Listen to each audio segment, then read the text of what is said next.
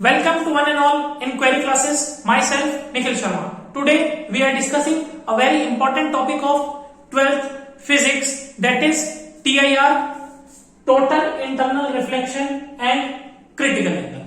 पहले हम TIR के बारे में पढ़ेंगे, then Critical Angle के, ठीक है। और TIR से पढ़ने से पहले भी मैं आपको एक दो बेसिक बातें बता देता हूं जो हमारे TIR के अंदर यूज होंगी। क्या? जब लाइट डेंजर मीडियम में से रेयर मीडियम में ट्रेवल करती है तो इट बेंड्स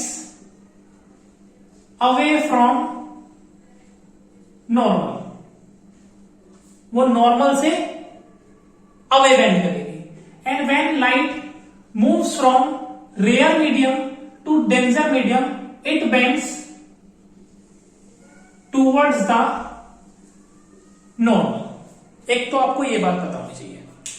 दूसरी बात, भाई अभी मैं डेंजर मीडियम और रेयर मीडियम कह रहा हूं, ये भी पता होना चाहिए डेंजर मीडियम क्या है और रेयर मीडियम क्या है।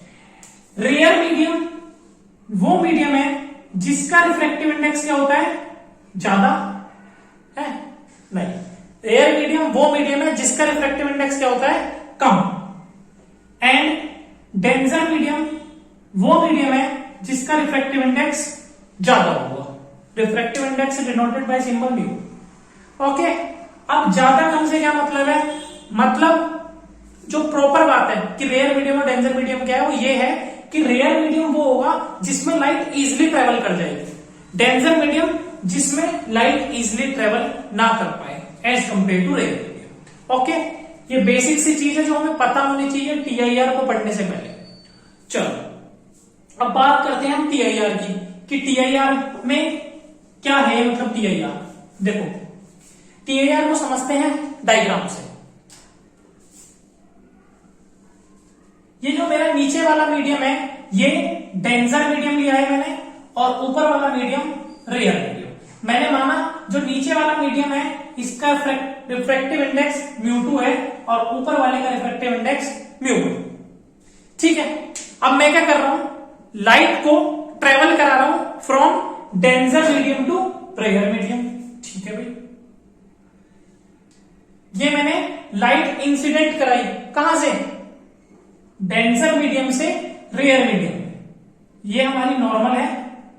और when light goes from denser medium to rare medium it bends away from the normal.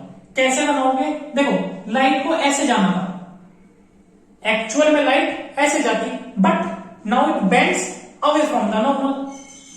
तो आप थोड़ी सी इसको बेंड कर दो। ओके, अब ये वाली जो मेरी रे है इसको हम क्या कहेंगे, इंसिडेंट रे, और इस वाली रे को हम कहेंगे रिफ्रैक्टेड रे। ठीक है, और इस वाले एंगल को हम क्या कहते हैं, angle of incidence. Angle of incidence क्या होता है, जो इंसिडेंट रे और नॉर्मल के बीच में बने।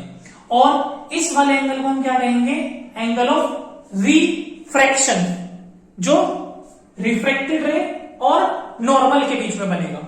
अगर मैं आपसे एक बात पूछना चाहूं कि क्या angle of refraction angle of incidence से छोटा होगा या बड़ा होगा, तो आपको यह बात भी पता होनी चाहिए कि angle of refraction is greater then angle of incidence इस केस में।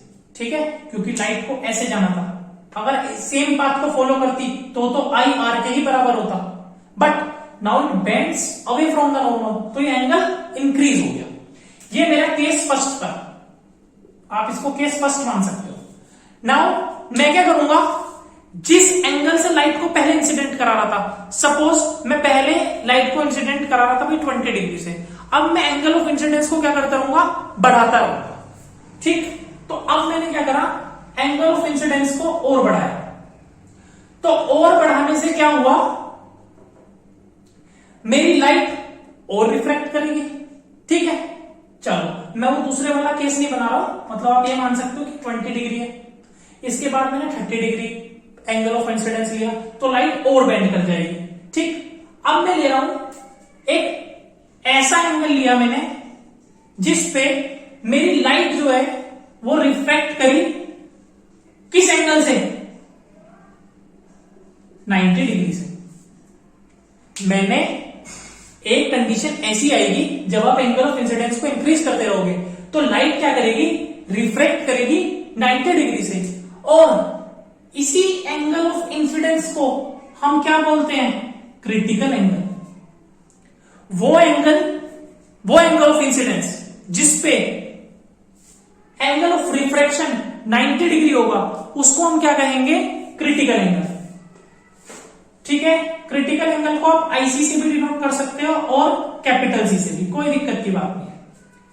ठीक है, और इस कंडीशन को हम ग्रेजिंग इमरजेंस भी कहते हैं, ग्रेजिंग इमरजेंस भी इसी कंडीशन को कहते हैं। ठीक है, नाउ अब मैं क्या करूंगा, जो हमारा एंगल ऑफ इंसिडेंस है उसको और बढ़ाऊंगा। अगर मैं इस कंडीशन के बाद एंगल ऑफ इंसिडेंस को और बढ़ा दूं तो अब लाइट क्या करेगी, आप देख लो कि ऊपर से नॉर्मल से दूर जाए जा रही है और एक ऐसी कंडीशन आई है उसका एंगल ऑफ रिफ्रैक्शन होगा 90 डिग्री। नाउ अब लाइट क्या होगी, रिफ्रैक्ट होने की जगह रिफ्लेक्ट हो जाएगी।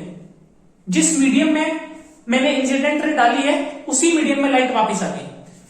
ठीक है, ये मेरा जो एंगल होगा, angle of incidence, this is greater than critical angle, and जो एंगल ऑफ रिफ्लेक्शन बनेगा ये कितना होगा, ये कितना होगा, angle of reflection is equal to angle of incidence. ये हमने पढ़ा है लॉ ऑफ रिफ्लेक्शन में। ठीक है, और ये वाली कंडीशन है, जब आपने एंगल ऑफ इंसिडेंस को बढ़ा दिया क्रिटिकल एंगल से, देन आपका क्या हुआ, रिफ्लेक्शन। इसी को हम बोलते हैं TIR, टोटल इंटरनल रिफ्लेक्शन। ठीक है, मैं आपको इन शॉर्ट बता देता हूं, हमने यहां पे क्या कराया, मैंने किसी भी एक एंगल पर लाइट को इंसिडेंट कराया और लाइट क्या हुई, रिफ्लेक्ट हुई। नाउ अब मैं क्या कर रहा हूं, इंसिडेंस एंगल को बढ़ाए जा रहा हूं।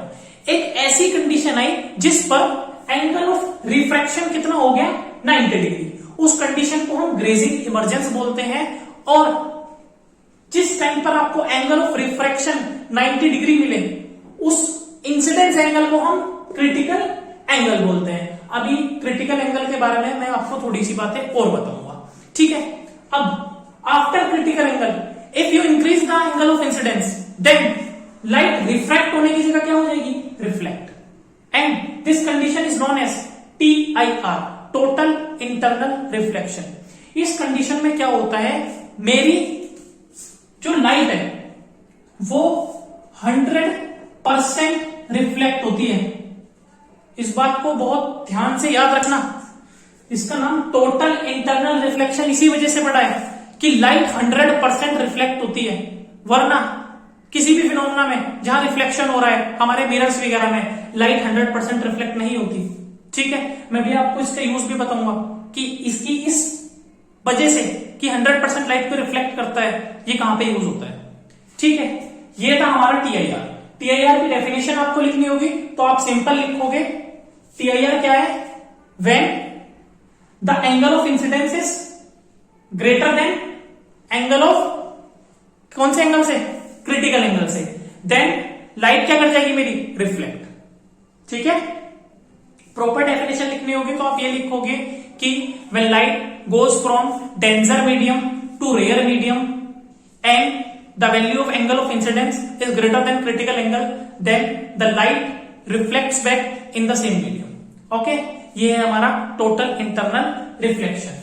अब ये बात तो ठीक है भाई, चलो टोटल इंटरनल रिफ्लेक्शन तो समझ में आ गया। नाउ हम क्या पढ़ेंगे कि टोटल इंटरनल रिफ्लेक्शन की कंडीशंस क्या है, क्या कंडीशंस नेसेसरी है TIR कराने के लिए। देखो बहुत इजी है, जिसको डायग्राम समझ में आ गया वो 1 मिनट में बता देगा। क्या, पहली चीज तो ये होनी चाहिए कि एंगल ऑफ इंसिडेंस किससे बड़ा होना चाहिए, क्रिटिकल एंगल से। Angle of incidence is greater than critical angle. Now second thing क्या होनी चाहिए, लाइट डेंसर मीडियम से रेयर मीडियम में ट्रेवल होनी चाहिए।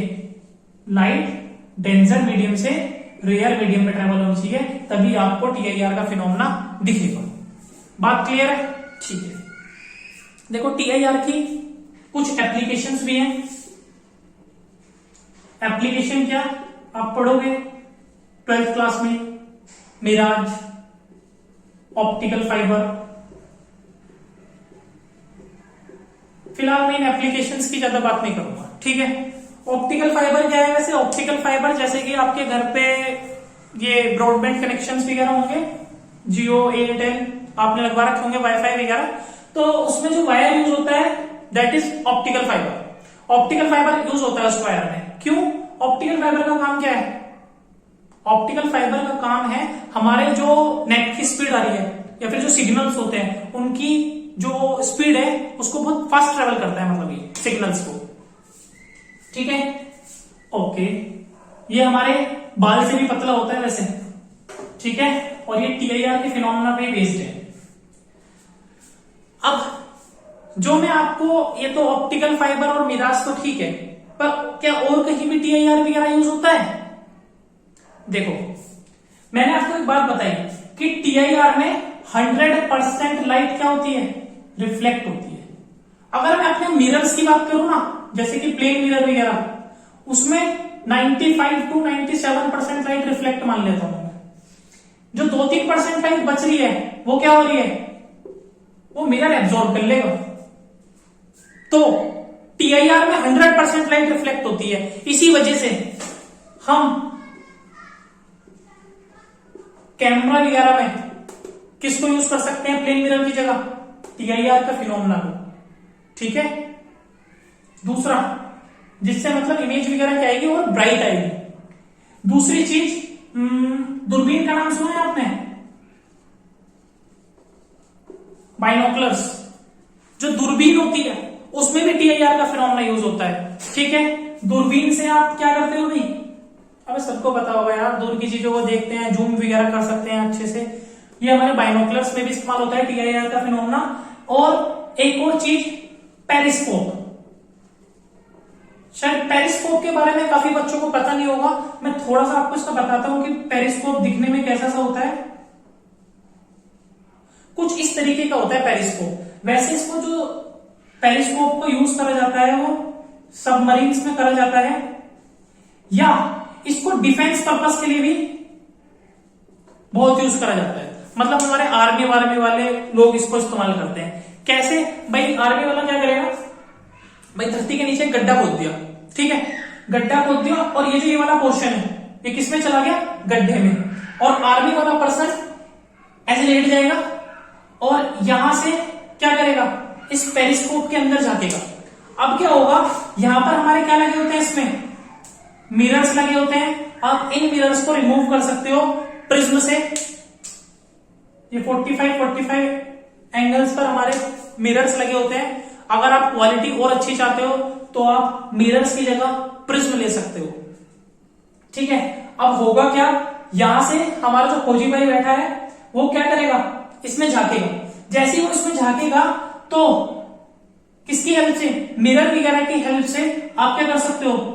यहां पर जो भी एक्टिविटी हो रही होगी आप उसको आराम से देख सकते हो, ठीक है। तो एनिमीज वगैरह पर हम आराम से नजर रख सकते हैं। ऐसे उस एनिमी को हम नहीं दिखेंगे, हम तो धरती के नीचे हैं, पर हम उसकी सारी जो भी हरकतें हैं उस पर नजर रख सकते हैं, ठीक है। ये हमारा टीआईआर था। टीआईआर के बाद मैं बात करूंगा किसकी? क्रिटिकल एंगल की। क्यों? क्योंकि अभी अभी जब हम टीआईआर पढ़ रहे थे तो क्रिटिकल एंगल नाम की कुछ चीज आई थी, ओके। तो now we will discuss about critical angle. Critical angle is denoted by I base में सी और कैपिटल सी, ठीक। क्रिटिकल एंगल क्या होता है? अभी हमने देखा था क्रिटिकल एंगल वो एंगल ऑफ इंसिडेंस था जिसपे एंगल ऑफ रिफ्रैक्शन की वैल्यू 90 डिग्री हो जाए, ठीक है। मैं डेफिनेशन लिख नहीं रहा हूं मगर आपको बता दी है। क्रिटिकल एंगल क्या है? वो value of angle of incidence है जिस पर एंगल ऑफ रिफ्रैक्शन कितना हो जाए? 90 डिग्री, ओके। ये बात तो ठीक है भाई, ये आपको समझ में आ गया कि क्रिटिकल एंगल पर मेरा एंगल ऑफ रिफ्रैक्शन हो जाएगा 90 डिग्री। नाउ जो सेकंड थिंग इंपॉर्टेंट है, relation between critical angle and refractive index. Refractive index and critical angle के बीच में क्या रिलेशन है? देखो बहुत आसान है, स्नेल्स लॉ लगाना है और कुछ भी नहीं करना भाई। अकॉर्डिंग टू स्नेल्स लॉ, देखो स्नेल्स लॉ क्या होता है?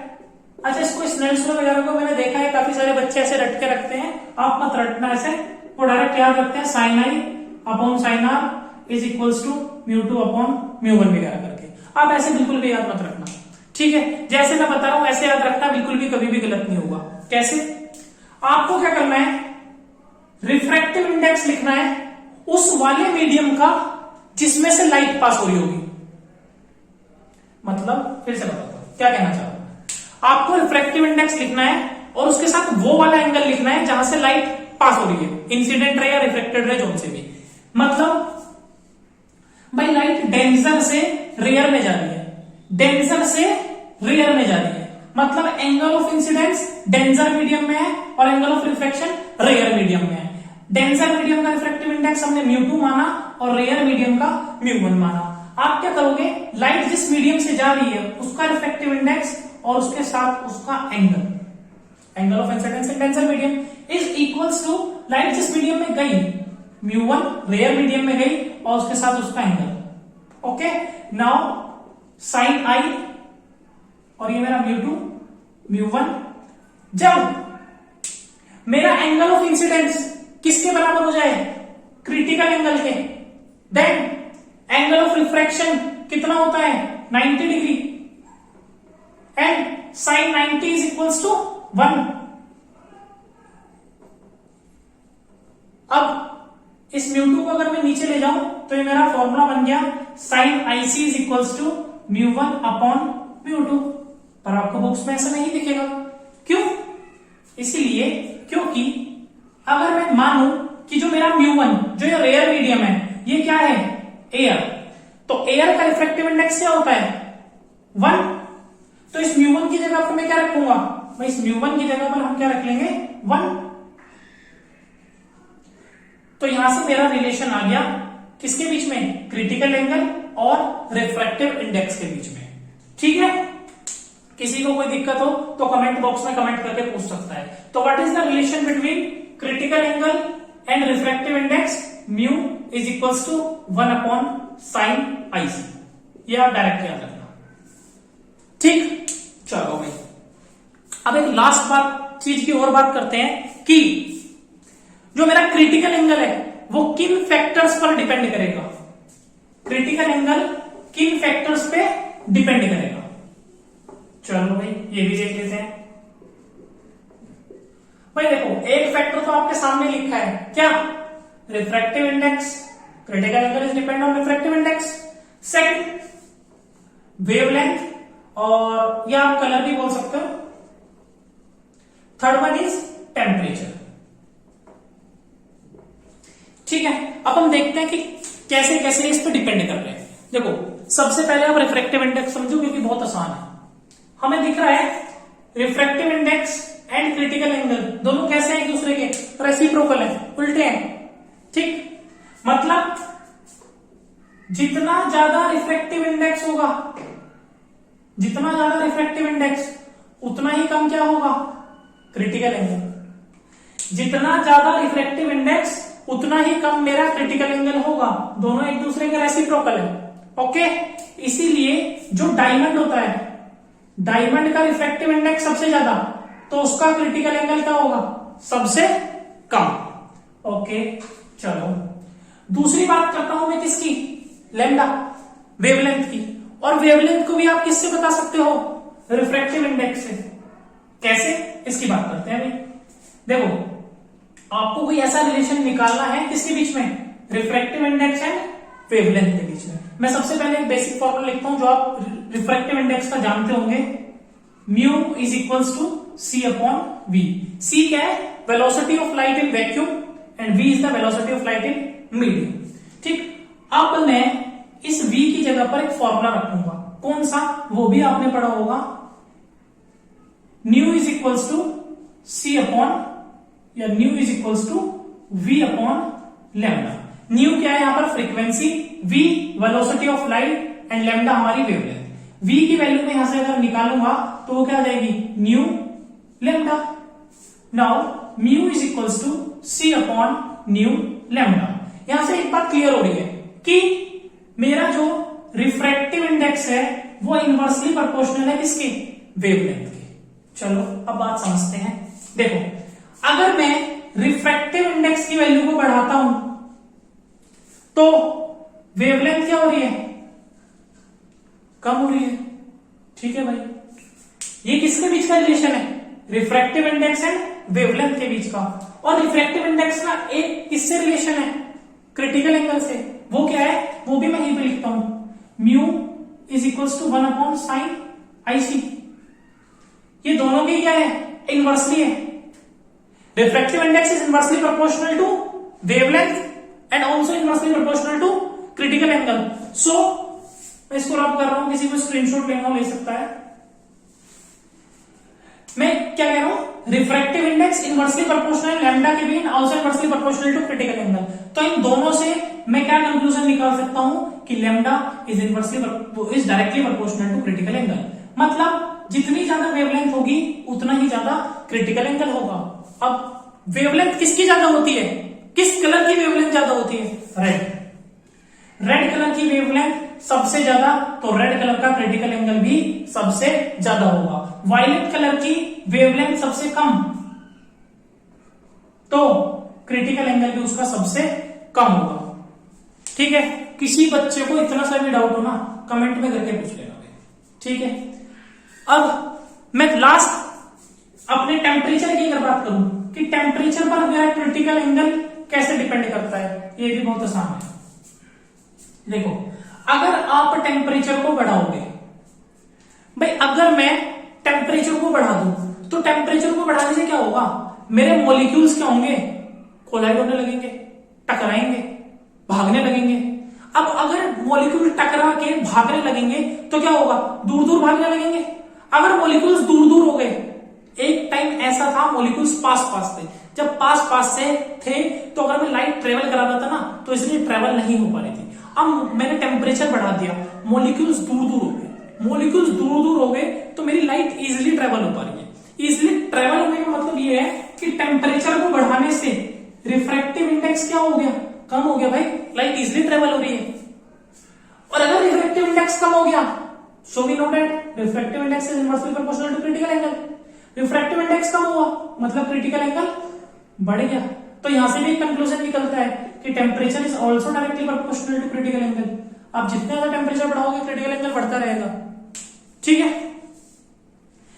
वीडियो तो मैं यहीं पे फिनिश करता हूं। हमारा क्रिटिकल एंगल और TIR दोनों टॉपिक मैंने डिटेल में आपको कंप्लीट करा दिए हैं। अगर आपको वीडियो अच्छी लगी हो तो लाइक करें और चैनल को सब्सक्राइब करें। Thank you.